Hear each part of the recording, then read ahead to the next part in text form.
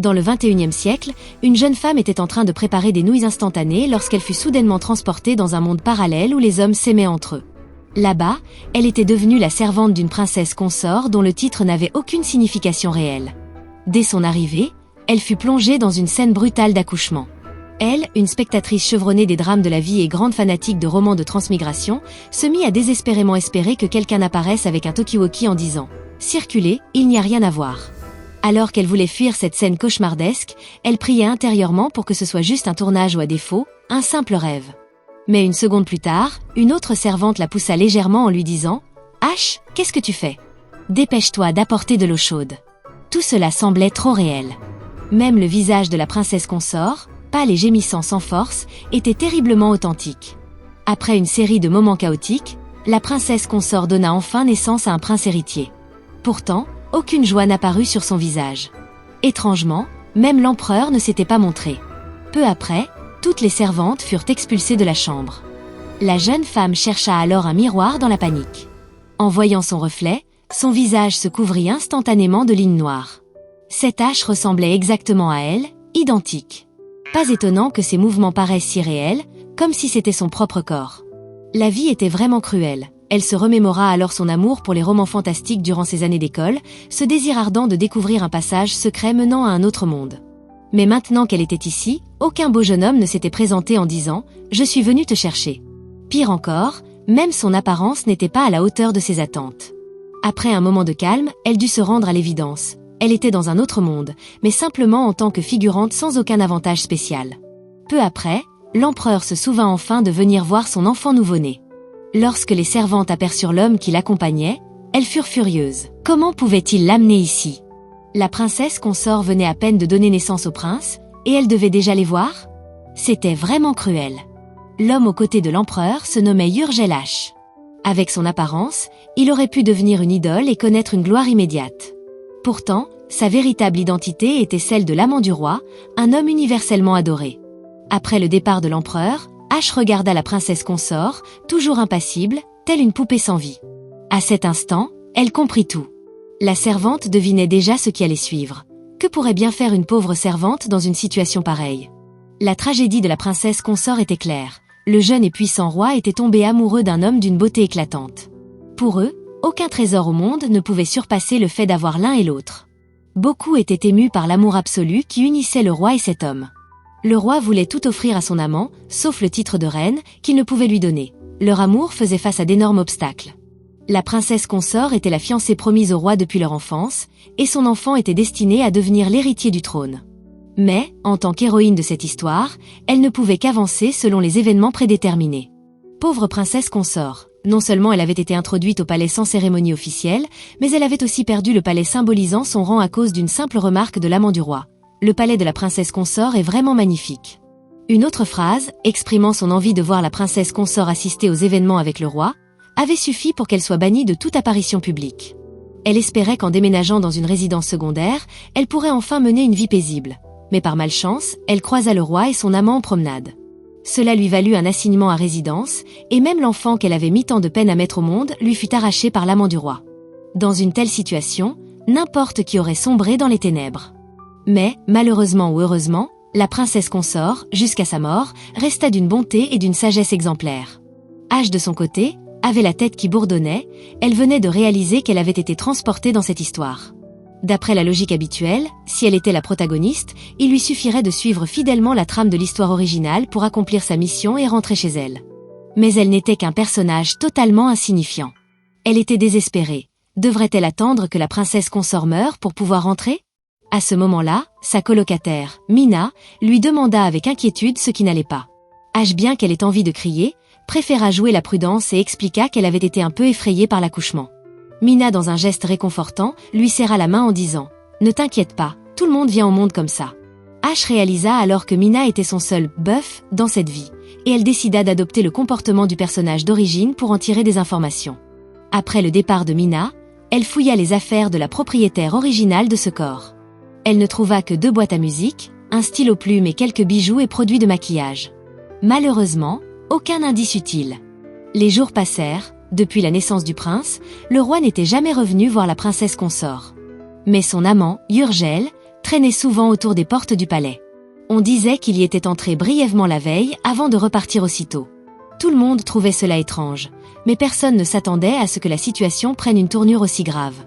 De bon matin, l'empereur arriva en personne au palais de la princesse consort, accompagné d'un grand nombre de soldats. Il expulsa toutes les servantes loyales à la princesse consort simplement parce qu'elle n'avait pas montré assez de respect envers Urgel, son amant. Le roi ne tolérait aucune menace potentielle contre Urgel. Il s'introduisait souvent sans raison dans le palais de la princesse consort pour y semer le chaos. Après son départ, les servantes murmuraient avec indignation. Est-ce qu'il veut vraiment qu'on accueille ce renard avec un bienvenu ? Pour H qui venait tout juste de débarquer dans ce monde, il était évident que le roi voulait précisément cela. Même si cela était injuste envers la princesse consort, elle se dit qu'obéir pour survivre valait mieux. Avec un sourire éclatant, H s'adressa à Urgel. « Avez-vous besoin d'aide pour quoi que ce soit ?» Les quelques mois passés à travailler comme téléopérateur allaient enfin la servir. Même sans voir son visage, elle maintenait un sourire poli et un ton respectueux et patient. Mais les regards des autres servantes dans son dos, pleins de mépris, la piquaient profondément. Urgel semblait très satisfait de l'attitude d'H. Après lui avoir demandé son nom, il déclara calmement « Je veux voir l'enfant ». H, élevant la voix, transmit immédiatement le message à la gouvernante des servantes avant d'obtenir l'autorisation de la princesse consort. Ensuite, ils se dirigèrent vers la chambre du prince. Urgel prit délicatement le bébé dans ses bras, le salua doucement et caressa son visage. À cet instant, le petit prince tendit sa petite main et agrippa le doigt de Urgel. S'il existait une statue de la Vierge Marie en mouvement, elle aurait certainement cette apparence. Il semblait évident que même les enfants ne résistaient pas à la beauté. Cependant, la gouvernante des servantes fixait H d'un regard glacial, comme si elle disait « Comment oses-tu te courber devant Urgel dans le palais de la princesse consort ? Avoue vite ton crime !» Mais H, étant un personnage insignifiant sans la moindre ambition de vengeance, ne pensait qu'à survivre en attendant de retourner dans son monde. Quelques jours plus tard, le roi envoya un chevalier, Mio, pour protéger le petit prince. Mais il était évident que cette protection n'était qu'un prétexte. Dans le roman, Mio en tant que chevalier du prince, était si dévoué à Urgel qu'il avait inculqué au prince dès son jeune âge une haine profonde pour la princesse consort. Mio s'agenouilla et prêta serment, promettant de protéger le prince au péril de sa vie. La princesse consort ordonna que Mio soit logé dans la chambre en face de celle du prince et lui demanda de transmettre ses remerciements au roi. Remercier sa majesté. L'enfant n'a même pas encore de nom, mais il a déjà un chevalier pour le protéger. H ne put s'empêcher de penser que la princesse consort avait vraiment du caractère. Le soir, Ellie et H reçurent l'ordre de transmettre un message à la gouvernante des servantes pour qu'elle aide la nourrice dès le lendemain. Cette décision fit d'H un personnage incontournable. La jeune femme fut ainsi envoyée pour remplacer une servante blessée et aider la nourrice à s'occuper du prince. Cependant, elle n'aurait jamais imaginé assister à une scène aussi choquante.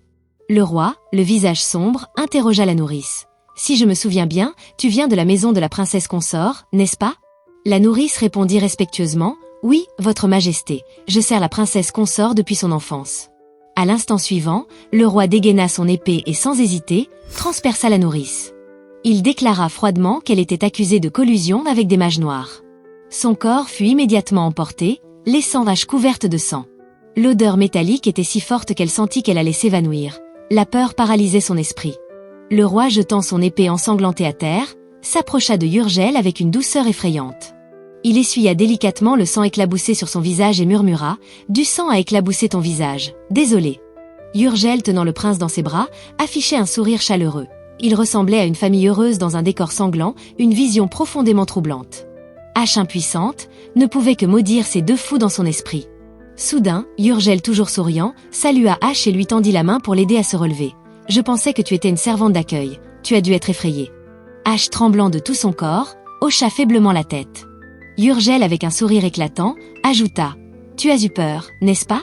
Mais ne t'inquiète pas, nous avons dû utiliser des moyens un peu radicaux pour éviter qu'elle ne s'échappe. » Le roi s'approcha alors, jetant un coup d'œil à H avant de demander à Urgel « C'est elle, la servante dont tu parlais ?»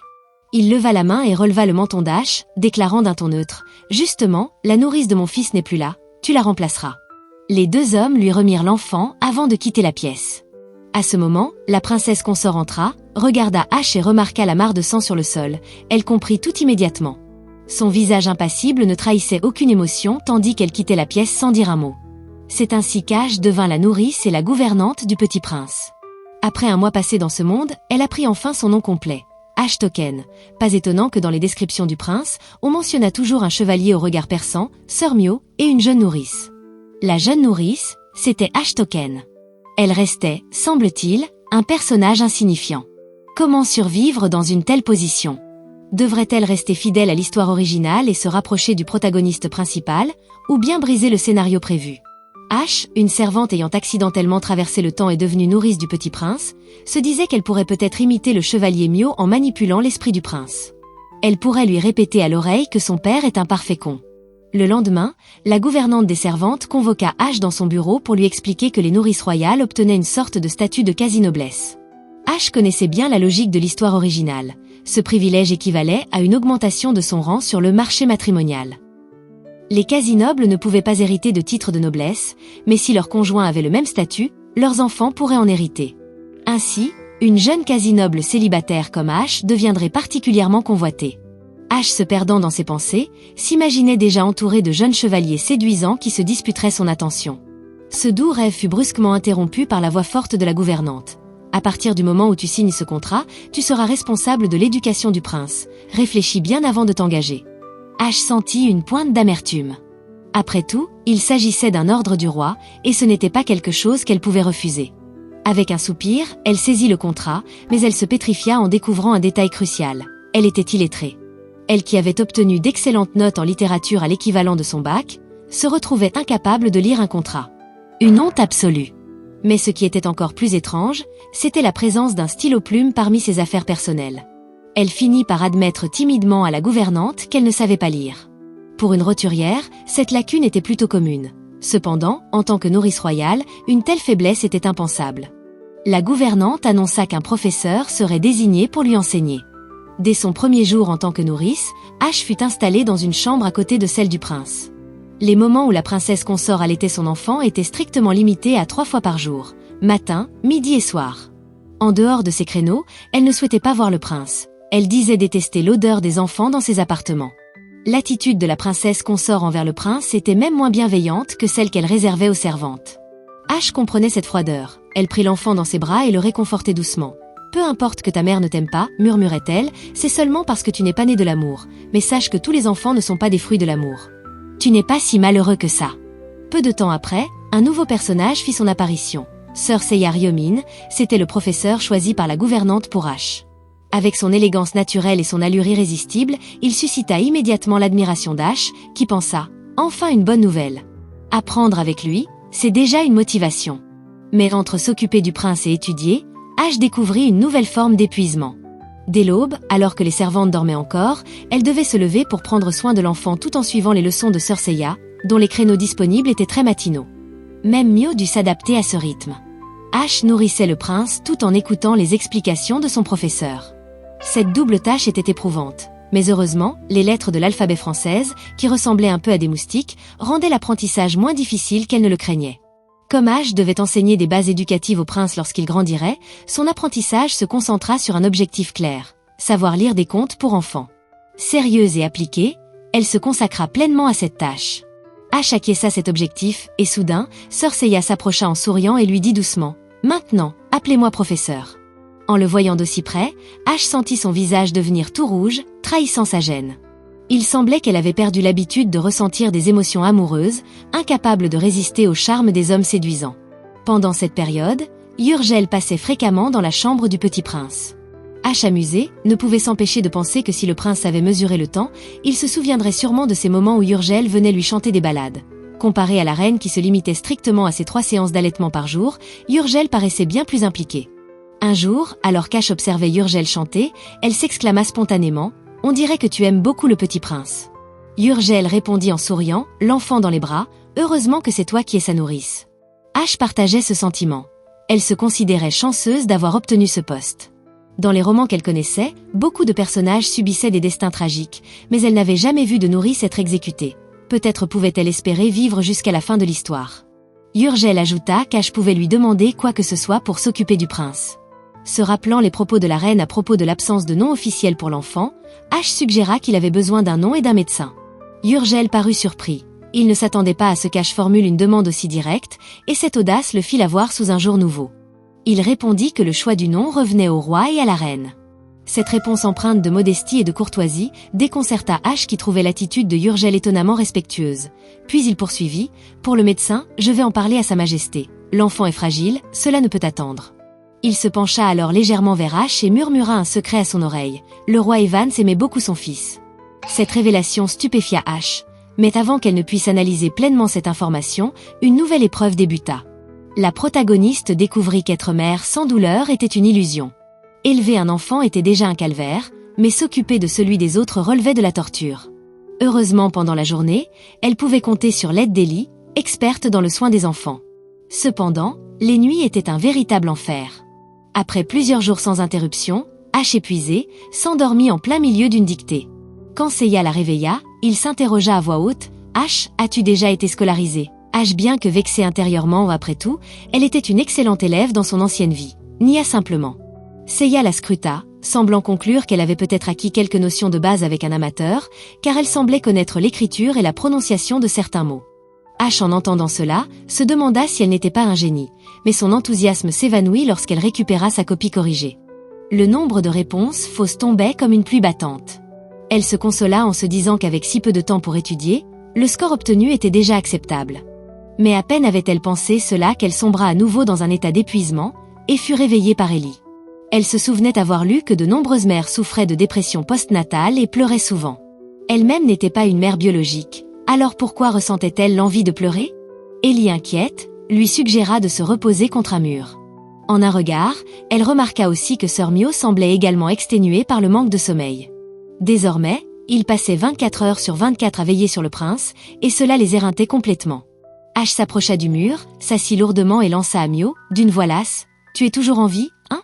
Puis, en soupirant, elle ajouta, « Si j'avais un oreiller et une couverture, je dormirais comme un bébé. » Mio répondit qu'il tenait bon, expliquant que les chevaliers savaient généralement ajuster leur rythme de sommeil. Cependant, depuis quelques nuits, dès que le petit prince se mettait à pleurer, lui et H se réveillaient en sursaut pour accourir dans sa chambre. Si cela continuait ainsi, ils allaient finir par s'effondrer d'épuisement. H, perdu dans ses pensées, proposa, « Le soir, je pourrais installer le petit prince dans ma chambre. De cette façon, dès qu'il se réveille, je peux le nourrir immédiatement. Si tu n'es pas trop sensible au bruit quand tu dors, tu pourrais aussi venir dormir dans ma chambre ?» Puis, après un instant de réflexion, Mio réalisa que partager une chambre avec une femme n'était peut-être pas très approprié. Mais H, en tant que femme du XXIe siècle, n'y voyait aucun mal. Elle se dit que cela pourrait rester leur petit secret, et ainsi ils pourraient tous les deux profiter de quelques heures de sommeil supplémentaires. Le manque de sommeil pesait sur H, elle se sentait devenir plus lente et moins capable de réfléchir clairement.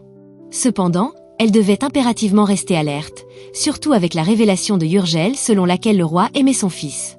H n'avait pas le loisir de s'attarder sur cette pensée, submergée par l'épuisement et le chaos quotidien. Quelques jours plus tard, une petite couchette fut installée dans la chambre d'H. Contre toute attente, elle avait proposé à Sœur Mio de dormir dans la même pièce. Mio la trouvait décidément étrange depuis leur première rencontre. D'apparence banale, elle se montrait pourtant audacieuse, voire insolite. Un matin, alors qu'ils prenaient leur petit déjeuner avec le petit prince, H demanda où se trouvait la bibliothèque. Elle espérait y trouver des livres sur la manière d'élever un enfant comme le prince. Si elle pouvait directement apprendre des expériences des autres, ce serait encore mieux, mais cela semblait impossible. Le petit prince, de bonne humeur, s'amusait à tirer les cheveux d'H, babillant joyeusement. Soudain, H se tourna vers Mio et lui dit « Si tu as fini de manger, viens parler au petit prince. Pendant ce temps, je pourrai manger rapidement. » Mio, un peu réticent, accepta à contre-cœur. H insista, juste 5 petites minutes, et s'attabla en dévorant son repas. Mio, mal à l'aise avec le petit prince dans les bras, ne savait pas quoi dire. Il ressemblait à un père novice. De son côté, H, entre deux bouchées, lui suggéra « Parle-lui de ton premier amour ou de ton idéal féminin, n'importe quoi. » Elle pensa toutefois que ce serait encore mieux si Mio évoquait des anecdotes sur Yurgel. Mio, tenant l'enfant contre lui, commença à parler doucement de son village natal. ASH, tout en mangeant, lui rappela d'une voix forte « Mets le petit prince près de ton cœur, qu'il puisse entendre tes battements, ça le calmera. » Mio fronça légèrement les sourcils, visiblement agacé. La nuit tombée, H demanda à Mio pourquoi les autres chevaliers avaient des tours de garde, alors que lui semblait être constamment de service. Mio expliqua que c'était une décision de l'empereur. Cette réponse choqua H, si le roi aimait son fils, pourquoi ne lui donnait-il pas de nom? Pourquoi ne venait-il jamais le voir, se contentant d'envoyer des gens pour s'en occuper? Cette contradiction la rendait furieuse. Ash avait besoin de temps pour elle-même, mais il lui fallait aussi jongler entre l'étude de manuels d'éducation et la collecte d'informations. Elle passa plusieurs nuits à lire à la lumière d'une bougie et décida d'apprendre auprès de Sœur Seiya comment rédiger une suggestion digne de ce nom. Un jour, alors qu'elle accompagnait la reine dans la chambre du petit prince, Ash lui demanda quel nom elle souhaitait donner à son fils. La reine répondit d'un ton indifférent que puisqu'il était l'héritier légitime du trône, cela n'avait pas d'importance pour elle. La reine expliqua à Ash que seule Sa Majesté pouvait choisir un nom, ce qui rendait ses propres idées inutiles. Après une pause, elle ajouta qu'elle avait autrefois envisagé, si c'était un garçon, de l'appeler Eugène. Depuis qu'elle était enceinte, elle avait réfléchi à un nom pour son enfant. À ces mots, le petit prince qui était en train de boire son lait, leva la tête, comme s'il appréciait ce prénom. Entendant l'enfant à Ash, la reine remarqua que sa production de lait diminuait et qu'il faudrait augmenter la quantité de lait en poudre. Puis elle quitta la pièce, réduisant ainsi la fréquence de ses visites auprès de son fils. Ash se rendit compte que la reine semblait peu attachée émotionnellement à l'enfant. Pourtant, le petit prince qui venait de voir sa mère paraissait très heureux. Après avoir confié le bébé à Ellie, Ash retourna à ses études. Cependant, rédiger une suggestion s'avéra plus difficile que prévu, ses écrits étant remplis d'erreurs. Désespérée, elle se plaignit intérieurement d'avoir encore des devoirs à son âge. Le lendemain, Urgel vint rendre visite au petit prince. En se levant pour l'accueillir, Ash ne put s'empêcher de faire un commentaire sarcastique sur le vert de son uniforme, affirmant que cette couleur était difficile à porter. Urgel, ne percevant pas l'ironie, sembla ravi. Tout en caressant doucement le berceau, il s'exclama que le petit grandissait vite et qu'il ne pourrait bientôt plus venir le voir. « Si jamais il m'oublie, qu'est-ce que ça va me faire mal au cœur » ajouta-t-il. Ash, feignant la sollicitude, lui demanda pourquoi il ne pourrait plus venir, mais en elle-même, elle jubilait à l'idée qu'il ne reviendrait pas. Urgel, souriant, répondit que la guerre était terminée. Ash comprit alors que le roman avait enfin dépassé le chapitre « La fuite tumultueuse ». Après la fin de la guerre, le nom du petit prince serait enfin annoncé. Fatigué par le manque de sommeil, Ash somnola en cours et apprit accidentellement de son professeur que lui et la gouvernante en chef étaient cousins. La nouvelle la stupéfia. L'un était doux et attentionné, tandis que l'autre était froid comme la glace. Cela devait être une anomalie génétique, pensa-t-elle. Quand Seiya lui signala les erreurs qu'elle faisait souvent, Ash réagit avec indifférence, arborant une expression de résignation. Tout le monde fait des erreurs, se disait-elle. Vivre sérieusement est déjà assez difficile comme ça. Seiya posa doucement une main sur la tête d'Ash, lui disant que c'était déjà un bel effort d'avoir pu rédiger une telle composition. Bon travail, ajouta-t-il. Face à cette attention, Ash devint rouge de honte et changea précipitamment de sujet. Vous êtes sûrement très occupé ces derniers temps, non ? Quand elle mentionna que Urgel avait parlé de la fin de la guerre, une lueur de colère traversa le visage de Seiya, habituellement si doux. Ce démon, murmura-t-il en évoquant Urgel, il voulait savoir le motif de ses visites. Ash fut surprise que Seiya qualifie ainsi l'amant du roi, ayant toujours pensé que tous les hommes dans le chapitre « La fuite tumultueuse » appréciaient Urgel. Elle répondit que Urgel venait souvent jouer avec le petit prince. Soudain, ses yeux s'illuminèrent. Maintenant que la guerre est finie, y aura-t-il des défilés ? Elle rêvait de somptueuses tenues, de défilés et de marchés nocturnes. Seiya corrigea en disant qu'il ne s'agissait que d'une trêve temporaire, et non d'une victoire, mais que les célébrations seraient grandioses, avec même le roi qui sortirait pour accueillir l'armée. En voyant l'enthousiasme d'Ash, Seiya lui fit une promesse. « Si tu as du temps pendant la parade, je t'y emmènerai. Mais avant cela, il faudra terminer et corriger ta suggestion. » Ash était transportée d'enthousiasme, prêt à se mettre au travail. Pourtant, lorsqu'elle prit sa plume élégante pour écrire, elle se perdit dans ses pensées. Pourquoi l'ancienne propriétaire de ce corps, qui était Otuye, possédait-elle une plume aussi raffinée ? De plus, les initiales gravées dessus ne correspondaient pas à celles de son prénom. À qui cette plume appartenait-elle donc réellement ? Un jour, en allant saluer la reine, Ash se retrouva face à une situation étrange. L'épouse principale et le concubin étaient dans la même pièce, séparés par l'enfant, l'atmosphère était tendue. Avec une pointe d'ironie, la reine loua la beauté de Urgel et dans un élan provocateur, dit qu'elle aimerait bien le toucher de ses propres mains.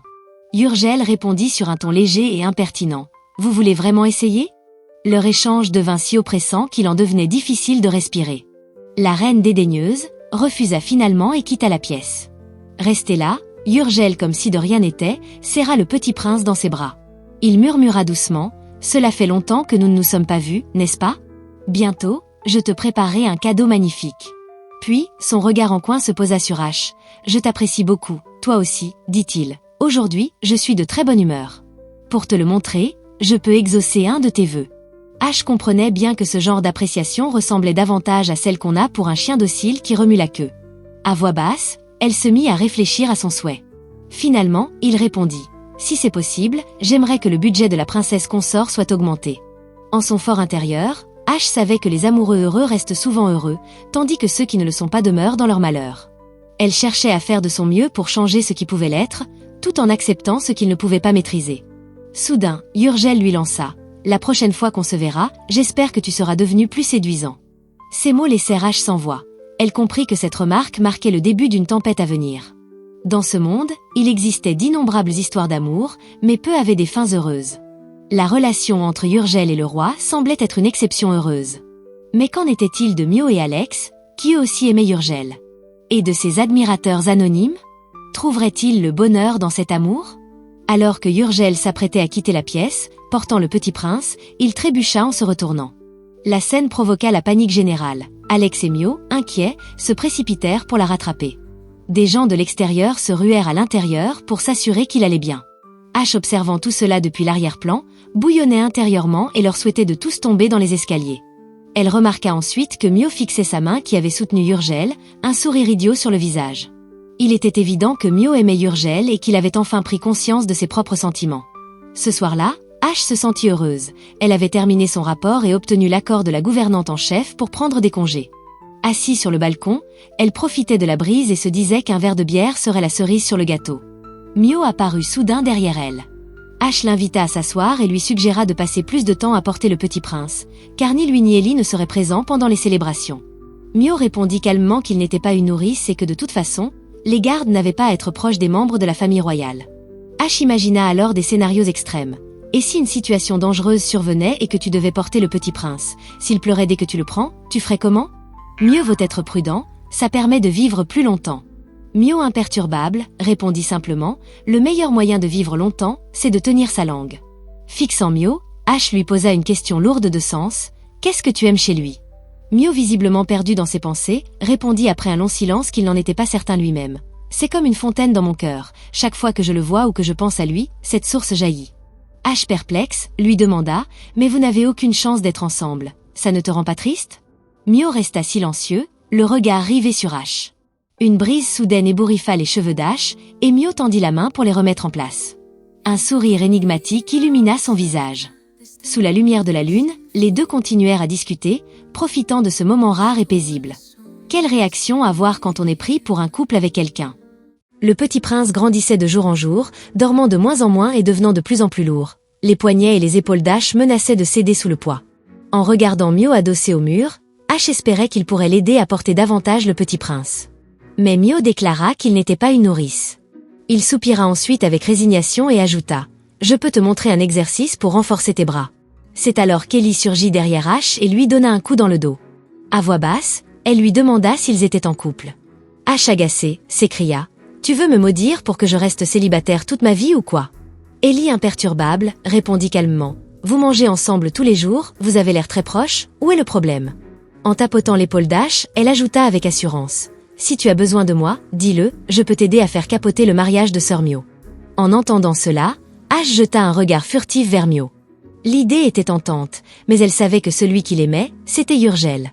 Et si elle épousait Mio, elle craignait de finir comme la reine. Actuellement, Ellie s'occupait du petit prince durant la journée, tandis qu'Ash prenait la relève la nuit. Ash ne cessait de répéter aux domestiques que si l'un d'eux tombait malade ou avait un accident, il n'y aurait plus assez de monde pour veiller sur le petit prince. Finalement, la gouvernante ajouta une aide supplémentaire. Mais lorsque cette personne, Anna, arriva, ils furent nombreux à secouer la tête. Le petit prince était très méfiant envers Anna, ce qui compliquait tout. Il fallait à la fois lui apprendre à s'occuper d'un enfant et gérer les caprices croissants du petit prince. C'était épuisant. C'est dans ce contexte que Sœur Seiya demanda à Ash quand elle comptait prendre une pause, précisant qu'il pourrait s'arranger pour se libérer à ce moment-là. En entendant cela, Ash bondit littéralement du canapé, pleine d'énergie, et confirma à plusieurs reprises que Seiya serait bien présent ce jour-là. Elle avait prévu de prendre congé le jour de l'entrée en ville de l'armée en expédition, car ce serait l'événement le plus grandiose et significatif. Une fois leur accord conclu, Sœur Seiya quitta les lieux. Le compte à rebours de 5 jours commença, et Ash, excitée comme jamais, se sentit revigorée. Elle confia le petit prince à Sœur Mio, lui donnant des instructions pour le nourrir et le faire rôter. Puis, en déclarant qu'elle serait de retour rapidement, elle s'élança hors de la pièce, laissant Mio totalement perplexe. Qu'est-ce que ça fait d'être plus excitée qu'une fille à l'idée de sortir avec un homme? Tard dans la nuit, Ash se précipita dans sa chambre, réveillant 2 de ses collègues servantes profondément endormies. Tout en les secouant, elle s'exclama à bout de souffle. « Réveillez-vous, c'est urgent !» Les 2 jeunes femmes, à moitié endormies, grognèrent. « Que se passe-t-il » Ash haletant, répondit. « Dans 5 jours, je vais à la parade, et je n'ai rien à me mettre. » Ses amis bâillants suggérèrent avec désinvolture. « Mais ce que tu portes d'habitude, quelque chose de simple. » Mais Ash s'empressa de rétorquer. « Je sors avec un homme, vous comprenez ?»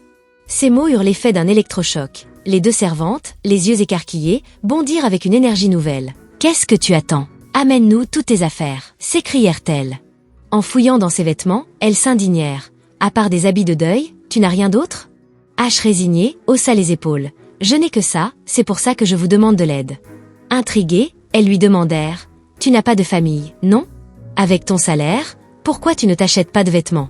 Être orpheline, c'est vraiment difficile à encaisser. » Peu après, ses 2 amies, pleines d'enthousiasme, traînèrent Ash en toute hâte jusqu'à la porte. Grâce à l'aide des servantes, Ash parvint finalement à réunir juste avant son congé, une grande collection de vêtements et de bijoux. Après de longues hésitations, elle opta pour une paire de boucles d'oreilles en forme de goutte d'eau appartenant à Sephu, une robe orange vive de Jessie, et un châle élégant prêté par Mina. Pépé se leva aux aurores pour coiffer Ash avec soin, tandis qu'Anna utilisa toutes ses compétences en maquillage pour embellir son visage. Une fois prête à sortir, Ash, submergée par tant de bienveillance, éclata en sanglots. C'est à ce moment que Mio, tenant la main du petit prince, pointa Ash du doigt avec une pointe de jalousie, déclarant « Votre nourrice, trop occupée à préparer son rendez-vous, ne s'est pas occupée correctement de vous depuis plusieurs jours. » Il continua à se plaindre avec amertume. « Vous laissez un nourrisson qui n'a pas encore 100 jours pour aller à un rendez-vous. Je vous le rappellerai jusqu'à ce qu'il ait 20 ans. » Ash, loin de se sentir coupable, répliqua avec fierté. « Si tu veux aller à un rendez-vous toi aussi, je t'aiderai. Ah, au fait, il n'y a plus personne pour échanger de service avec toi. Si tu veux, je peux te prêter mes idées. » À ce moment, Anna demanda soudainement. « Sœur Mio, vous ne devriez pas aller vous préparer ?» Cette question laissa les 2 autres perplexes. Ash, habillée avec élégance pour son rendez-vous, ne s'attendait pas à ce que quelqu'un suggère que Mio se prépare également. En fait, tout le monde pensait qu'Ash sortait avec Mio, car parmi les hommes qu'elle côtoyait, Mio était le seul visible au quotidien. Les rendez-vous nocturnes qu'elle avait avec sœur Seiya passaient inaperçus, même auprès de ses proches comme Ellie. Décrivant l'homme avec qui elle avait rendez-vous, Ash insista qu'il s'agissait de quelqu'un de doux, fiable et attentionné. La ville entière était plongée dans une ambiance festive et paisible en ce jour. La parade allait bientôt commencer. Par inadvertance, Ash heurta un homme à côté d'elle. Sœur Seiya, témoin de la scène, la rattrapa doucement et la rapprocha de lui en disant calmement « Restez près de moi, c'est plus sûr ainsi. » Ce geste attentionné fit chavirer le cœur d'Ash. Elle s'était déjà émerveillée de son allure élégante, mais elle découvrait maintenant à quel point il pouvait être protecteur et viril. Soudain, des pétales de fleurs tombèrent du ciel, déclenchant l'effervescence de la foule. Les lourdes portes de la ville s'ouvrirent dans un grincement, et dans la marée humaine, Ash et Seiya furent poussés les uns contre les autres, presque déformés par la pression. En réalité, cette guerre avait laissé peu de choses concrètes en retour. Le roi et ses ministres, craignant que le peuple ne sombre dans le désespoir, avaient tout fait pour transformer la cérémonie de retour en une grande célébration. À la tête du cortège des chevaliers, Clem, qui avait subi de graves blessures, avançait avec une posture qui masquait ses faiblesses. Ash savait qu'il faisait partie des figures clés apparues après la guerre, un confident du roi et un général d'élite dont le pays était extrêmement fier. Bien qu'il se soit opposé farouchement à la guerre dès le début, il n'avait pu faire fléchir la détermination inébranlable du roi et avait dû prendre les armes comme général en chef. Après de longues campagnes, il rentrait enfin. Même s'il n'avait pas contribué directement aux cérémonies religieuses de fin de guerre, sa simple présence auprès du roi avait suffi à dissuader les fidèles de Liuge de tenter quoi que ce soit d'audacieux. Maintenant que la guerre était terminée, un autre personnage clé était également de retour. Cet homme était capable de commander tout le royaume. Le grand mage Cyril était chargé de bénir le roi et le petit prince lors de la cérémonie de baptême de ce dernier. Cependant, après la guerre, il développa un grave trouble de stress post-traumatique. Dans le roman, une partie de l'histoire raconte comment Urgel l'a aidé à sortir de cette ombre. Ash, curieuse, regardait autour d'elle, mais tout le monde était en armure, ce qui rendait impossible d'identifier qui était qui. La parade continuait, et Ash, au milieu de la foule, cherchait à deviner à quoi ressemblaient les personnages correspondants du roman. Pourtant, elle n'avait pas lu le livre avec beaucoup d'attention et doutait de la fiabilité de ses souvenirs. Une chose était sûre. Parmi eux se trouvait certainement César, l'homme responsable de la déchéance de la famille de la reine. Bien qu'il n'ait pas encore succombé à ses sentiments pour Urgel, dans l'avenir il finirait par offrir son cœur à ce dernier. Ash pensa intérieurement. « Pardonne-moi, après tout, César n'était qu'un conte malchanceux. Lorsque la courte parade prit fin, sœur Seiya demanda avec politesse ce qu'Ash souhaitait manger. Bien qu'elle répondit qu'elle voulait quelque chose d'épicé, dans son esprit elle pleurait déjà de nostalgie pour des plats comme des nouilles instantanées, du poulet frit ou des saucisses de riz. Mais elle savait que même en exprimant ses envies, Seiya ne comprendrait pas. Ils se rendirent ensemble dans un restaurant. Sœur Seiya invita Ash, qui savait désormais lire, à choisir un plat. Ash ouvrit le menu et lut des noms de plats inconnus. Stupéfaite, elle se demanda « Je comprends les mots, mais qu'est-ce que c'est censé être ? Pourquoi ça ressemble à des incantations ?» Finalement, c'est sœur Seiya qui prit l'initiative de commander. En attendant, Ash fixa ses couverts, perdu dans ses pensées. Cette attitude intrigua Seiya. Ash regardant ses mains, murmura « Ce que je vois le plus souvent, ce sont mes mains. Récemment, j'ai envie de les blesser. » Seiya, visiblement déconcertée, l'interrogea « Pourquoi ça ?» Ash répondit avec un sourire forcé « Pour essayer de me réveiller. » Des pensées turbulentes envahirent son esprit. Chaque matin, quand elle ouvre les yeux, elle ne sait même plus qui elle est. Tout ce dont elle se souvient, c'est de réfléchir aux tâches à accomplir dans la journée. Parfois, elle mélange tout, demandant même si les vêtements mis dans la machine avant-hier ont été lavés. Ou encore si, sur le chemin, elle devrait manger un sandwich aux légumes ou au jambon. Penser à tout ça, c'est épuisant. Alors, je veux juste me réveiller et voir la réalité en face, arrêter de m'égarer. Seiya, comprenant la détresse d'Ash, défit son propre ruban, laissant ses cheveux au vent, pour en nouer un en forme de papillon autour de sa main. Il murmura doucement, cherchant à la réconforter. « Si tu veux te rappeler d'être lucide, regarde ce nœud papillon. C'est bien mieux que des blessures. » Ce geste empli de délicatesse toucha profondément Ash, et elle pensa qu'il était difficile de ne pas aimer un homme aussi attentionné que sœur Seiya. Après avoir assisté à la parade et partagé un repas, les deux se rendirent sur la place pour acheter des cadeaux. Tout à coup, Ash remarqua la fontaine en son centre. Elle se souvint que Mio avait un jour mentionné que penser à Urgel donnait l'impression qu'un geyser jaillissait dans son cœur. Curieuse, elle se demanda ce que cela pouvait signifier. Elle demanda alors « Que viennent acheter les hommes dans un endroit comme celui-ci » Seiya, tout en expliquant que les envies des hommes et des femmes n'étaient pas si différentes, acheta un bouquet de fleurs et l'offrit à Ash. Il ajouta que la plupart des gens venaient ici pour acheter quelque chose qui avait du sens. Ce rendez-vous fut agréable. Emportant un panier rempli de petites trouvailles, Ash retourna en fredonnant gaiement jusqu'au palais. Mais à peine avait-elle ouvert la porte qu'elle tomba nez à nez avec Mio, le visage plein de reproches. Dans l'obscurité, sa soudaine apparition fit bondir le cœur d'Ash, qui s'écria en sursaut. « Tu veux ma mort ou quoi ?» En se remémorant le passé, Ash se souvenait que lorsqu'elle passait la nuit dehors, son père l'attendait toujours dans le salon. Pendant un instant, elle avait cru que c'était encore lui. Cherchant à détourner la conversation, Ash avait maladroitement mentionné qu'elle avait acheté un gâteau pour le partager avec sœur Mio. En réalité, cet achat avait été financé avec de l'argent emprunté à sœur Seiya, car Ash ne savait toujours pas où l'ancien propriétaire de son corps cachait son argent. Mio, affichant une mine contrariée, lui rappela qu'il n'aimait pas les sucreries, un fait qu'Ash aurait dû savoir. Ash, sentant qu'elle avait commis une maladresse, s'empressa de rattraper la situation en proposant d'acheter des fleurs la prochaine fois. Mio répondit sèchement qu'il ne voulait rien. Cette réponse poussa Ash à une réflexion intérieure. Si Mio avait ajouté qu'il n'avait besoin que de sa présence, Ash aurait probablement été émue. Elle se demandait s'il était possible que Mio l'apprécie, bien que ce dernier n'en soit pas conscient. Cependant, en voyant l'air agacé et les sourcils froncés de Mio, Ash s'était persuadé qu'il exagérait. Mio soupira ensuite et demanda si Ash avait passé une bonne journée.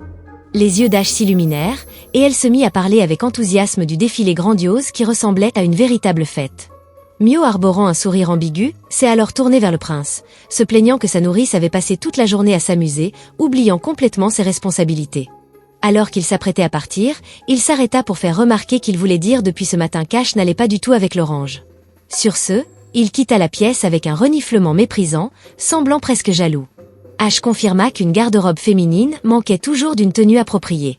Peu après, elle reçut un message l'informant que l'empereur souhaitait qu'elle assiste à la fête commémorant la trêve avec le prince.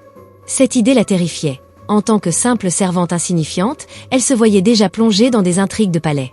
Un de ses amis lui fit alors remarquer qu'elle n'avait même pas de tenue appropriée pour l'événement, ce qui la plongea dans un profond désarroi. Le lendemain, Ash et Mio accompagna le prince à la fête. Pendant qu'ils attendaient, Ash, visiblement attristé, murmura que la reine devait être la dernière personne au palais à connaître le nom du prince. Elle confia alors au prince que sa mère avait voulu l'appeler Eugène, un prénom qu'elle trouvait très classe. Bien qu'elle ne puisse rien changer, elle espérait au moins que le prince connaisse ce détail. Mio sembla pensif en écoutant cela. Arrivé dans une salle d'attente à l'arrière de la fête, Ash se laissa tomber sur le sol, négligeant son apparence. Mio lui rappela que s'asseoir la risquait de salir ses vêtements, mais Ash rétorqua que personne ne la regardait de toute façon. Mio fit remarquer que sa tenue actuelle était bien plus appropriée que la robe orange qu'elle portait quelques jours auparavant. Ash répondit avec un sourire forcé que cette robe ne mettait pas en valeur son teint, tout en se lamentant intérieurement sur le fait que ses amis avaient dû travailler toute la nuit pour la confectionner. Mio, marmonnant pour lui-même, admit que cette robe n'était pas si mal. Pour éviter que quelqu'un ne voie Ash dans cette position, Mio se plaça devant elle, ressemblant à un chevalier protecteur. Peu après, il avait doucement réveillé Ash en lui tapotant l'épaule pour l'informer que c'était le tour du prince d'entrer en scène. Sur l'estrade se trouvaient le roi et Yurgel. Ash s'agenouilla pour remettre le prince au roi, qu'il a ensuite levé bien haut en déclarant que, sous des bénédictions connues et une protection encore inconnue, cet enfant était né pour devenir héritier du trône. Il lui donna le nom de Michael von Apfel. Sous les acclamations, la fête avait officiellement commencé. Plus tard, lors de la fête de célébration de la fin de la guerre, Yurgel surprit Ash en venant lui remettre le prince dans les bras. Après cela, il tapota l'épaule d'Ash et lui murmura sur un ton moqueur qu'elle n'était pas très belle même avec ses efforts pour se pomponner. Ash, curieuse, chercha à voir la réaction de Mio, qui semblait captivé, presque rêveur, les yeux fixés droit devant lui. Ash fixait Yurgel, bouillonnant de colère. Même si elle n'était pas une beauté que des chasseurs de talent repéreraient dans la rue, elle trouvait injuste que personne ne dise qu'elle était laide non plus. Pourquoi Yurgel insistait-il autant sur son apparence? Malgré sa contrariété, Ash s'efforça à sourire et répondit d'un ton conciliant que peut-être Yurgel était si beau que la beauté modeste d'une simple servante comme elle ne pouvait l'égaler. Yurgel, avec un soupir profond, avait admis qu'Ash n'était effectivement pas très belle, mais que son éloquence la rendait agréable. Il ajouta qu'il passerait l'éponge pour cette fois, avant d'éclater soudainement d'un sourire radieux qui illuminait toute la pièce. Avec ses cheveux dorés et son charme irrésistible, il déclara d'un ton flamboyant qu'il appréciait quand même Ash. Tandis que la foule s'extasiait, Ash était la seule à trouver la scène effrayante. La fête continuait, et Ash, en s'occupant du petit prince, repensait à l'intrigue du roman. Dans 3 ans, le prince Michael serait séparé de la reine. Ses réflexions furent interrompues par des murmures autour d'elle. On disait que la nouvelle nourrice semblait très jeune, qu'elle devait être célibataire ou veuve, et qu'elle avait été personnellement choisie par le roi. Certains spéculaient sur des liens mystérieux entre elle et la couronne, suggérant que malgré sa position actuelle, elle pourrait acquérir une grande influence à l'avenir. Les murmures s'abattaient tels des avalanches, et Ash fit un regard curieux vers la couronne. Le roi, qui semblait tout entendre, lui lança un fin sourire comme pour se moquer. À ce moment-là, un jeune vicomte s'approcha pour se présenter comme étant Asnaï Taylor et demanda son nom à Ash. Bien qu'Ash ne fût pas arrogante, elle n'était pas assez naïve pour ignorer les intentions derrière une telle approche.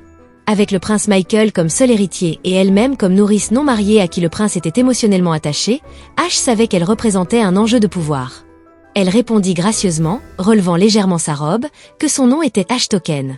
Elle avait noté intérieurement que ce vicomte méritait le surnom de roi des jaloux arrogants. Lors de la fête, des discussions animées avaient lieu parmi les nobles. Le vicomte Asnaï, se montrant galant, invita Ash à danser. Avant qu'elle ne puisse répondre, Mio la tira par le bras pour la placer derrière lui, déclarant froidement que la nourrice du prince, tout comme lui, ne pouvait s'éloigner de cette salle. Le vicomte, embarrassé, partit en sueur. Ash, en observant Mio, n'avait pu s'empêcher de sourire. À cet instant, il ressemblait à un véritable chevalier. Ash remercia Mio chaleureusement et ajouta en plaisantant que s'il croisait une noble importune, il devait simplement lui en informer. Mio, intrigué, leva un sourcil, tandis qu'Ash continuait sur un ton espiègle, en proposant de répandre une rumeur selon laquelle Mio aurait un enfant illégitime. Mio, bien que visiblement amusé, s'est contenté de soupirer face à cette idée saugrenue. Le tumulte dans la foule avait soudain augmenté. Le comte Clène venait d'arriver. La salle se divisa en deux pour le laisser passer. Reconnu comme le plus grand guerrier du royaume et la meilleure arme du roi Karl, sa présence imposait un respect silencieux. Le roi se leva brusquement, courant vers lui avec enthousiasme, mais Clène s'agenouilla brusquement en déclarant qu'il avait failli à sa mission et n'avait pas triomphé. Ces mots avaient plongé la salle dans un silence glacial, et le roi lui-même semblait pétrifié. Ash, intérieurement, s'était exclamé avec admiration. Quelle audace! Le roi avait dépensé tant de ressources pour dissimuler l'échec militaire, mais Clène avait tout révélé sans détour. Yurgel s'avança avec un sourire conciliant, serrant la main gantée de Clène et lui disant que son retour sain et sauf représentait déjà une victoire pour tout le royaume. Ce geste, accompagné de ses paroles bienveillantes, avait de nouveau conquis les nobles présents. Pourtant, Clène, impassible, avait brusquement retiré sa main et avec un cri de rage, rejeta cette tentative de réconfort. Le roi, craignant de heurter Yurgel, avait immédiatement saisi sa main pour poursuivre la conversation. Il affirma que le comte Clène était un trésor national inestimable, sans lequel leur pays ne serait pas le même. Puis, avec un geste théâtral, le roi déposa un baiser passionné sur la main de Urgel, proclamant qu'il était le deuxième trésor du royaume, le premier devait évidemment être Urgel. H, témoin de cette scène, avait été profondément esséuré. Le roi avait alors désigné Clène comme le tuteur officiel du prince, une preuve de confiance absolue et une décision stratégique qui liait désormais étroitement Clène et H. Enfin, un homme avec une vision claire et des principes semblait émerger dans cette cour chaotique. La fête continuait avec faste. Au milieu de la foule, le roi dansait joyeusement avec Urgel, suscitant chez Clène un soupir résigné. Il murmura que ce royaume finirait par être détruit par Urgel. Ne supportant plus le spectacle, il se détourna pour partir, mais son regard avait croisé celui d'H. Figé sur place, il murmura son nom, comme s'il voyait un fantôme. H, de son côté, avait ressenti une peur glaciale. Ce corps qu'elle habitait connaissait-il Clène? Se pourrait-il qu'elle ne soit pas une simple roturière? Comment expliquer une telle familiarité avec une figure si importante? Ses mains tremblaient tandis qu'elle tentait de dissimuler sa panique. Son trouble avait été interrompu par Mio, qui visiblement contrarié, lui demanda pourquoi elle portait une robe noire avec un ruban noir. En apprenant que cela venait des conseils de Sir Seiya, Mio afficha une jalousie mal dissimulée et critiqua le choix en affirmant que même avec des manches longues, la tenue restait médiocre. H, agacé, murmura que le goût de Mio n'était pas meilleur. Alors que la fête battait son plein, la salle de bal s'était soudain plongée dans l'obscurité totale. Les portes s'étaient ouvertes brusquement, accompagnées d'un tintement métallique. Un murmure envahit la foule, le grand mage Cyril venait d'entrer. Les invités s'agitèrent en chuchotant. Cyril, connu pour son immense pouvoir et sa réputation, était aussi tristement célèbre pour avoir déserté le champ de bataille lors de sa première guerre. Incapable de supporter la vision de ses camarades tombant les uns après les autres, il avait fui, laissant un traumatisme durable sur le royaume. Cyril s'avança pour demander pardon. Il expliqua que bien que déserteur, il était aussi le créateur des lois magiques continentales et était venu bénir le prince en ce jour de célébration. Avec la permission du roi, il s'approcha du prince, gravant un sceau magique sur son front. Une lumière aveuglante illumina la salle, et H, situé à proximité, avait eu la vue brouillée par l'intensité.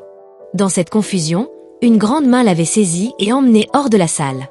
Malgré son trouble visuel, elle n'avait pas pu manquer la chevelure flamboyante de Clène. Oui, c'était bien lui. Profitant du chaos, Clène avait entraîné H hors de la salle, un geste que seul Mio avait remarqué. Après avoir couru à perdre haleine, H s'arrêta, essoufflé, et demanda d'un ton inquiet ce que Clène lui voulait. Ce dernier, au lieu de répondre, montra une expression perplexe en demandant ce qu'H faisait ici. Pris au dépourvu, H ne savait pas quoi répondre. Quelle était donc la nature exacte de la relation entre Clène et l'ancien propriétaire de ce corps? Devait-elle lui répondre avec déférence ou adopter un ton familier, comme à un vieil ami? La tension montait, car cette situation ne ressemblait en rien aux intrigues des romans où les indices étaient clairs. Clène, avec son aura sombre et menaçante, lui semblait capable de tout, y compris de la tuer. Mais H savait qu'elle devait survivre, coûte que coûte. Prenant son courage à deux mains, elle retourna la question, demandant pourquoi elle ne pourrait pas être là. Elle avait réalisé que parfois, la meilleure défense était l'attaque. En voyant l'attitude d'H soudainement devenir plus ferme, Clène avait d'abord été surpris, puis s'est mis à paniquer, affichant un air presque plaintif. Il lui dit qu'il s'inquiétait beaucoup pour elle. Face à cette réaction, H avait compris qu'elle avait pris la bonne direction. Était-elle une princesse d'un royaume voisin, ou la sœur de Clène? Paniquée, Clène lui demanda si quelqu'un l'avait chassée. En entendant cette question, H s'est imaginé un scénario digne d'un drame. Un père égoïste qui aurait eu un enfant avec une servante, pour ensuite abandonner sa fille. Le frère cadet, après l'avoir finalement retrouvé, prononcerait des paroles de ce genre. Les yeux d'H brillaient d'enthousiasme. Elle se réjouissait à l'idée que son aventure de voyageuse à travers le temps se voyait enfin dotée d'un puissant atout narratif.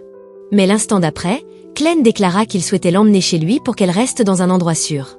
L'enthousiasme d'H s'est effondré aussi vite qu'il est monté. Elle n'était pas sa sœur, et sa vie ne semblait pas prête à prendre un tournant dramatique. Elle lui expliqua qu'elle avait déjà été désignée comme nourrice du prince héritier, mais Clène, visiblement inquiet, insista en disant qu'il trouverait une solution. Quelle relation pouvait bien lier le précédent propriétaire de ce corps à Clène pour qu'un homme aussi loyal envers le roi puisse envisager de s'opposer à ses décisions? Perplexe, H lui demanda s'il voulait qu'elle quitte la résidence royale. Clène répondit simplement qu'il voulait qu'elle soit en sécurité, toujours à ses côtés.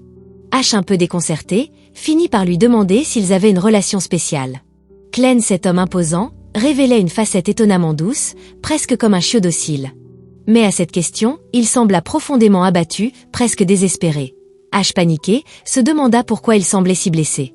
Elle ne faisait que poser une question sincère, ignorant totalement la nature de leur lien. Tandis qu'elle s'apprêtait à lui expliquer ou à tenter de le consoler, elle marcha malencontreusement sur le bord de sa robe et perdit l'équilibre. Clem, absorbée par ses propres paroles, n'avait pas remarqué la situation. Il continuait à parler, lui disant qu'elle était précieuse à ses yeux. Ash, au bord des larmes, s'était rendu compte qu'il allait prononcer des mots importants, mais elle n'avait pas le loisir de les entendre. Elle chuta lourdement dans la mer.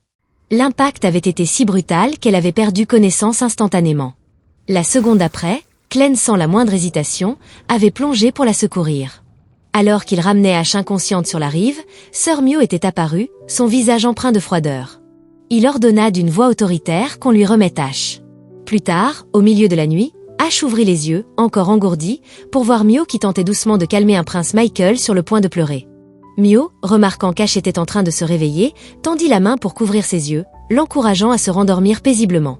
Le lendemain matin, Ash s'était réveillée en se sentant misérable, comme un chiffon trempé abandonné.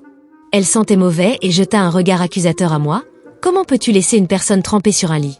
Mio, un peu gênée, avait tenté de se défendre. « Je ne t'ai pas jeté sur le lit. » Ash, énervée, s'est mise à râler de manière irrationnelle. « Ce que je veux dire, c'est que tu aurais dû me changer. » Mio, paniquée, leva la main pour l'interrompre avant qu'elle n'en dise davantage. Il lui expliqua que les servantes avaient terminé leur service et qu'il n'y avait personne pour s'occuper de ses vêtements. Sœur Seiya tenta de calmer la situation, en plaisantant qu'on ne pouvait tout de même pas demander à Sœur Mio de l'aider à se changer. Tout en disant cela, il s'était prudemment éloigné, affichant un sourire gêné. Il conclut en déclarant que la leçon du jour était terminée, ajoutant que le prince semblait lui aussi un peu indisposé. Intrigué, Ash baissa les yeux et remarqua que le jeune prince fronçait les sourcils, visiblement incommodé par l'odeur qui flottait dans la pièce, prêt à éclater en sanglots. Après s'être lavé, Ash demanda à Mio comment elle était rentrée la veille. Mais Mio n'avait pas répondu à sa question et l'avait plutôt interrogée. Quelle était exactement sa relation avec Clem ? Avec une pointe de jalousie, Mio demanda à Ash si elle comprenait ce que signifiait « trop de loup pour trop peu de viande ». Pourtant, Ash se posait elle-même la question et aurait bien voulu avoir une réponse claire. Leur échange a été interrompu par des coups à la porte. 3 jeunes chevaliers tout sourire étaient entrés dans la pièce. Ils se présentèrent comme les nouveaux chevaliers gardiens du prince, fraîchement nommés. Ash, surprise, ne se souvenait pas d'avoir été informée de cette décision, mais en apprenant que cela venait d'un ordre direct du roi, elle accepta sans discuter. Après tout, elle s'était lui-même retrouvée parachutée dans cette position. Elle accueillit la nouvelle avec son sourire professionnel habituel. Une fois les présentations terminées, elle avait appris que ses chevaliers allaient alterner leur tour de garde avec Mio. Tous 3 étaient issus de l'ordre des chevaliers et devaient leur position à leurs compétences, bien qu'ils fussent d'origine modeste. Ash s'étonnait que le roi ait pris une décision aussi audacieuse en nommant des chevaliers roturiers pour protéger le prince, mais elle se sentait agacée en devinant les intentions derrière ce choix. Cependant, l'atmosphère autour d'eux était presque suffocante. Les regards brûlants des servantes, semblables à ceux de louves affamées, étaient rivés sur les jeunes chevaliers. Avec un sourire malicieux, Ash leur demanda s'ils avaient une petite amie. Les 3 chevaliers, visiblement mal à l'aise, esquissèrent des sourires forcés, se sentant comme tombés dans un véritable nid de loups. Quelques jours plus tard, après avoir mieux connu les nouveaux chevaliers, Ash avait joyeusement parlé à Ellie d'une bonne nouvelle, lui proposant de choisir en premier. Elle avait désigné les 3 chevaliers en déclarant qu'aucun d'eux n'avait de petite amie. Amusée, elle ajouta qu'elle pouvait choisir celui qui lui plaisait. Les chevaliers, toujours aussi embarrassés, échangèrent des chuchotements, tandis qu'Ash tentait de répondre aux critères exigeants d'Ellie et d'Anna. Lorsqu'elle aborda le sujet avec Mio, il lui annonça qu'avec l'arrivée de renforts, il pourrait enfin prendre des jours de congé. À sa grande surprise, Mio lança un sourire, et Ash célébra intérieurement ce rare moment de bonne humeur. Depuis leur retour de la parade avec Sœur Seiya, Mio semblait de mauvaise humeur, et Ash s'était demandé s'il la trouvait paresseuse. Jamais elle n'aurait imaginé que Mio était en réalité jaloux. Plus tard, alors qu'Ash observait Mio depuis la terrasse, elle remarqua que ce dernier s'apprêtait à sortir seul pour assister au dernier jour des festivités. Elle ressentit une étrange émotion, semblable à celle qu'on éprouverait en voyant un ermite réapprendre à interagir avec le monde. Elle s'est même sentie un peu émue. À ce moment-là, Mio soudoya les autres servantes pour qu'elles prennent le tour d'Ash, puis il emmena une Ash perplexe en ville. Ensemble, ils se rendirent à la fête. L'ambiance animée du marché nocturne émerveilla Ash, ses yeux brillants comme ceux d'une enfant. Tirant sur les vêtements de Mio, elle s'exclama qu'elle ne savait pas par où commencer. Fascinée par les bulles flottant dans l'air, elle tendit la main pour les attraper, mais sa petite taille l'en empêchait. Voyant cela, Mio l'aida à atteindre une bulle, qui éclata dans un doux éclat scintillant. Ash ria de bon cœur et plaisanta en disant que Mio était sûrement revenu le chercher parce qu'il trouvait ennuyeux de se promener seul. Puis, Avec un sourire taquin, elle ajouta qu'ils pourraient peut-être s'occuper ensemble d'un enfant pendant un mois. Sœur Moi ne contesta pas cette idée, c'était d'ailleurs leur quotidien. L'ambiance était festive, tout semblait éblouissant aux yeux d'Ash. Cependant d'un geste brusque, elle trébucha dans son élan. Sur le point de tomber face la première, elle a été rattrapée à la taille par Mio. Pour ne pas gâcher l'ambiance, Ash décida de faire une tour dans un shop. Elle souhaitait acheter des souvenirs pour ses amis mais, elle n'avait pas d'argent. Mio quant à lui, semblait intéressé par un bijou et finit par le pendre avant de repartir avec Ash. Ash avait de la peine pour ce cadeau qui ne trouverait pas de porteur, car lui semblait-il que c'était destiné à un amour inaccessible. La soirée prit fin sous la douce mélodie des feux d'artifice. Pendant cette douce festivité, de l'autre côté, Clem déçu par son attente vaine, se leva sans expression. Retenant sa colère, il jeta au sol le bouquet qu'il avait préparé avec soin avant de quitter les lieux à grands pas. Ce jour-là, Ash s'était adressée à Sœur Seiya pour lui demander conseil. Elle expliqua qu'elle avait involontairement snobé un noble et ne savait pas comment réparer la situation. Seiya pensif, lui répondit que si Ash n'éprouvait rien pour cette personne, le problème venait de l'autre et non d'elle. Alors Ash détailla que le comte Clem était venu, mais qu'elle ne l'avait pas vu ce jour-là car elle se reposait. Elle ignorait comment le rencontrer à nouveau. En repensant à la soirée où elle et Mio étaient rentrés après le feu d'artifice, Ash se souvenait d'un bouquet de narcisses et d'une lettre posée sur la table. Prise de panique, elle avait cru qu'il s'agissait d'un défi en duel. Après réflexion, Seiya lui suggéra de saluer officiellement le comte en tant que gouvernante et tutrice du prince, et pourquoi pas, d'envoyer une invitation. Émerveillée par cette idée, Ash félicita Seiya pour sa clairvoyance, mais sa joie s'est vite transformée en désespoir lorsque Seiya suggéra qu'il rédige lui-même l'invitation. Complètement abattue, Ash s'est mise à se lamenter. Étant très mauvais en écriture, elle s'attendait à une catastrophe. Seiya, amusée, changea de sujet en remarquant que l'insigne des chevaliers était brodé sur le col de sa chemise, ce qui était inapproprié. En regardant de plus près, Ash comprit qu'elle portait un vêtement beaucoup trop grand, et cria immédiatement à Mio de ne pas mélanger leurs affaires. Mio, imperturbable, lui rétorqua que dans une pièce aussi petite, c'était inévitable, et que c'était de sa faute si elle ne vérifiait pas avant d'enfiler des vêtements. Seiya, observant la scène, était restée perplexe. Ce couple improbable ne faisait aucun effort pour cacher qu'ils vivaient ensemble. Seiya trouvait fascinant la manière dont Ash, avec sa personnalité unique, avait réussi à transformer un chevalier rigide comme Mio. Quelques jours plus tard, Ash avait reçu une réponse à son invitation. Clem avait confirmé qu'il viendrait dans 2 jours. L'idée a immédiatement plongé Ash dans une panique totale.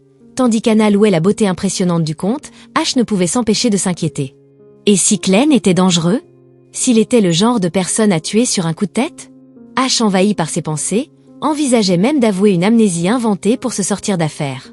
Elle imagina des scénarios catastrophiques où elle finirait accusée d'être une sorcière ou une espionne, condamnée à mort. Elle n'avait qu'une idée en tête, survivre à tout prix. Le jour venu, Clem, impeccablement habillée, était arrivée au palais de la reine, un bouquet de fleurs blanches à la main. Ash, en le voyant, pensa qu'il devait préférer les femmes pures et innocentes. Or, ce type de femme n'existait pas ici. Clem s'approcha avec une allure rayonnante et lui tendit la main, l'invitant à une promenade avant que le prince ne se réveille. Bien qu'hésitante, Ash avait fini par lui donner la main, ce qui semblait satisfaire Clem, qui l'entraîna dehors. Malgré ses angoisses, Ash se sentait étrangement apaisée. Pour la première fois, elle avait l'impression que ses préoccupations étaient inutiles. Peut-être le regretterait-elle plus tard, mais à cet instant, elle avait décidé de suivre son instinct. Cependant, à la sortie de la pièce, Clem s'arrêta, remarquant Mio qui les fixait d'un regard sombre. La tension entre les 2 hommes était palpable, comme si un duel silencieux se préparait. Dans le jardin, Ash avait rapidement lâché la main de Clem.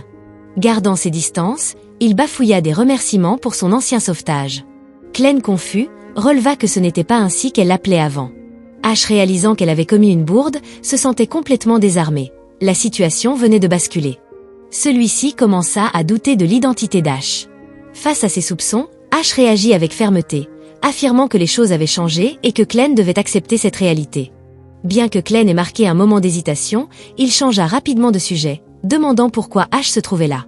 Ne connaissant toujours pas la nature exacte de la relation entre le corps original et Clem, Ash savait néanmoins qu'elle devait garder ses distances. Clem représentait un danger. Peu importe ce que l'original avait vécu avec lui, Ash, pour sa part, n'avait aucune intention de l'intégrer dans sa vie. Déterminée, elle déclara qu'elle était la nourrice du prince et que Clem, en tant que tuteur du prince, devait laisser le passé derrière lui. Cependant, Clem, le regard assombri, murmura qu'il en était incapable, il ajouta qu'il avait pensé que leur lien était réciproque, mais qu'il semblait s'être trompé. Malgré cela, il ne comptait pas abandonner. Puis, rougissant légèrement, il lâcha une phrase des plus perturbantes. « Tu es désormais mon seul et précieux vestige. » À l'entente du mot vestige, les yeux d'Ash s'écarquillèrent, ronds comme des soucoupes. Déconcertée, elle commença à douter de tout, se demandant comment elle avait pu en arriver là. Parmi toutes les hypothèses qu'elle avait envisagées, elle n'aurait jamais cru qu'elle ne serait même pas considérée comme une personne, mais plutôt comme un objet. Tandis que Clem continuait de parler d'un ton nostalgique, évoquant des souvenirs et un avenir partagé, Ash était au bord du gouffre. Depuis son arrivée dans ce monde, elle avait toujours rêvé de vivre une histoire d'amour sincère. Pourtant, elle n'attendait rien de cet homme. Mais apprendre qu'elle n'était rien de plus qu'un simple souvenir matériel l'avait profondément ébranlée. Elle était au bord des larmes. Et même en supposant le pire, elle n'était jamais allée jusqu'à se voir comme une veuve avant même d'avoir été mariée.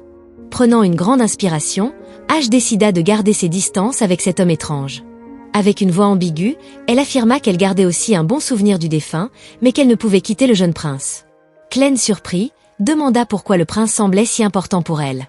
En réalité, Ash n'était pas liée biologiquement au prince. Ce dernier avait simplement été confié à elle par quelqu'un d'autre, et elle l'avait trouvé plutôt agaçant, surtout lorsqu'il refusait de boire son lait ou pleurait sans dormir. Mais en repensant au sourire du petit garçon, Ash avait fini par se demander si avec le temps, elle ne finirait pas par le considérer comme précieux. Après réflexion, Ash adressa un sourire calme à Clem et réaffirma sa position. Elle était la nourrice du prince. Avec cette déclaration, elle avait utilisé le prince comme raison pour refuser de suivre Clem. Face à ces mots, Clem s'agenouilla sur un genou. D'un ton solennel, il promit qu'il ne pouvait plus prêter serment dans un royaume tombé en ruine, mais qu'il jurait sur son honneur de chevalier de protéger Ash et le prince. Interloquée, Ash ne comprenait pas pourquoi Clem allait aussi loin. Elle n'avait pu s'empêcher de demander si Clem était réellement capable de la protéger. Clem, d'un ton ferme, répondit qu'il avait déjà risqué sa vie sur le champ de bataille pour Ash et qu'il n'hésiterait pas à le refaire. Les mots de Clem semblèrent toucher Ash. Durant toute sa vie, elle n'avait jamais eu quelqu'un qui ressemblait à un chevalier pour lui venir en aide. Cet homme pouvait-il vraiment être digne de confiance? Pouvait-il, en cet instant, mettre fin à sa vie fragile de transmigrer dans un autre monde?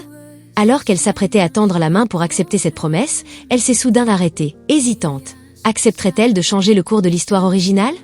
Alors qu'elle était plongée dans ses doutes, Yurgel est soudainement apparu à leur côté. N'hésite pas à t'abonner et à mettre le pouce levé pour ne pas manquer la suite de cette fabuleuse histoire et bien d'autres.